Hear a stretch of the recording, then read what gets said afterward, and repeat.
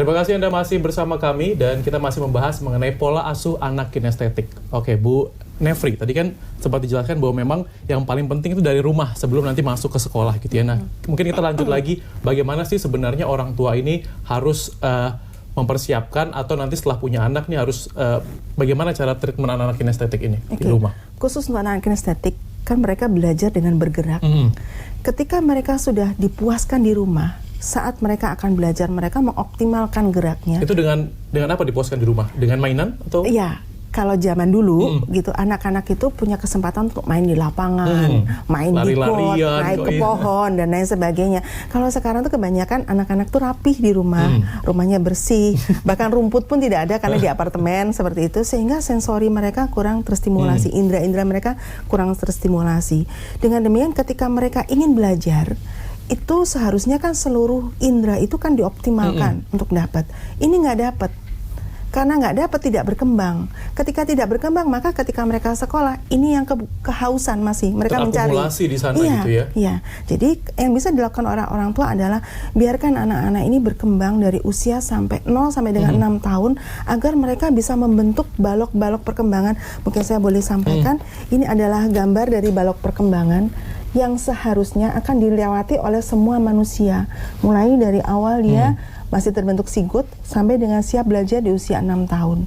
Jadi kalau salah satu dari balok ini tidak terbentuk dengan baik, maka saat dia belajar nanti dia tidak akan optimal. Seperti itu. Jadi beri kesempatan anak-anak tuh di rumah itu justru untuk berkembang sebanyak-banyaknya. Jadi dibiarin aja di rumah gitu ya, jangan banyak dilarang seperti itu. Iya. Kalau perlu rumah itu kosong aja deh, ngeblong. Nggak usah ada keramik, nggak usah ada segala macam yang membuat orang tua jadi khawatir dan banyak membatasi mereka. Gitu. Jadi kalau misalnya ada yang bilang kalau misalnya punya anak kecil terus rumahnya rapih, itu memang berarti sebenarnya juga tidak baik ya? Iya, dalam tanda kutip ya, gitu ya. Gitu. Kecuali kalau emaknya selain itu dia juga rajin bersih-bersih gitu ya, boleh ya, gitu ya. Tapi yang paling penting sebetulnya sebagai orang tua kita perlu betul-betul siap bahwa kita adalah orang tua. Kita hadir untuk memfasilitasi anak, jangan terbalik. Bahwa anak hadir untuk melengkapi orang tua. Karena yang kebanyakan demikian. Sehingga ketika kita membalik itu, maka banyak hak anak yang tidak terpenuhi. Termasuk diantaranya keinginan untuk bereksplorasi, observasi, dan lain sebagainya. Dan itu akan terakumulasi ketika mereka sudah di sekolah. Oke. Ibu Hanif, ada yang mau ditambahkan tadi? Terkait di rumah?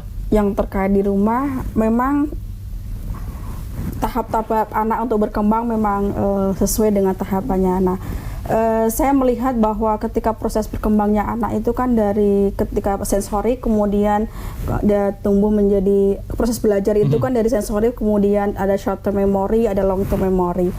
Ada dia ingatannya sekilas saja ketika sensorik ini, kemudian ada yang ingatannya jangka pendek, ada yang jangka pendek itu menjadi jangka panjang. Nah, proses belajar itu sebenarnya membawa anak dari sensorik ke short term ke long term.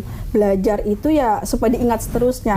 Oleh karena itu ketika anak kinestetik itu belajar di rumah, bukan berarti ketika dia bergerak secara sesuai dengan keinginannya itu tidak ada aturan-aturan, rules itu tidak ada, bukan berarti begitu juga.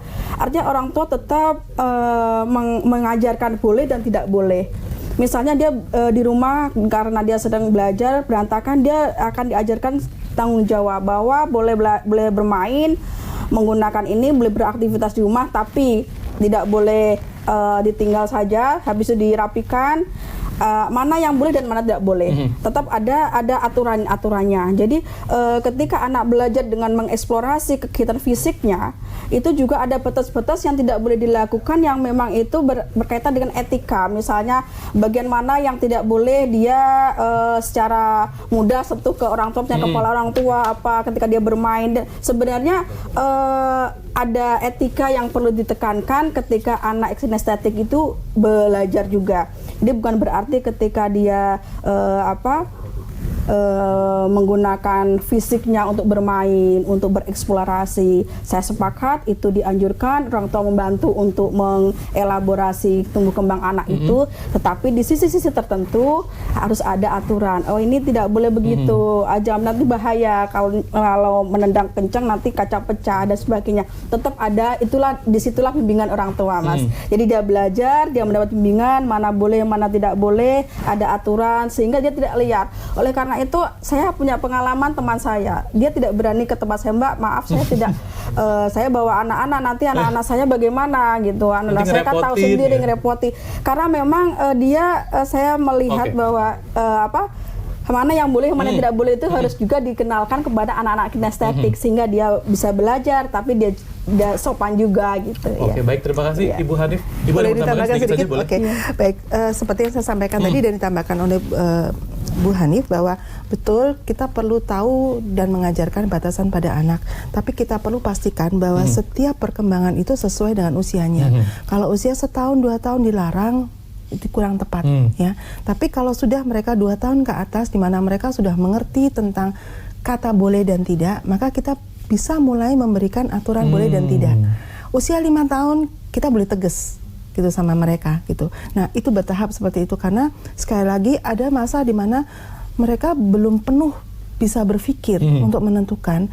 Yang mereka cari hanya pemenuhan kebutuhan untuk mereka berkembang gitu. Jadi kalau di dalam ilmu yang saya pelajari itu tentang refleks, ini adalah basic di mana anak-anak ini nanti justru mengerti bagaimana kontrol diri.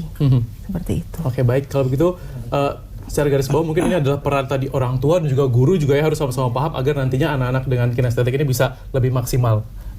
Baik, kalau gitu terima kasih Ibu Nefri sudah hadir. Ibu Hanif juga terima kasih sudah hadir, dan semoga perbincangan kita hari ini bermanfaat, dan kami akan kembali dengan informasi lainnya sejenak berikut.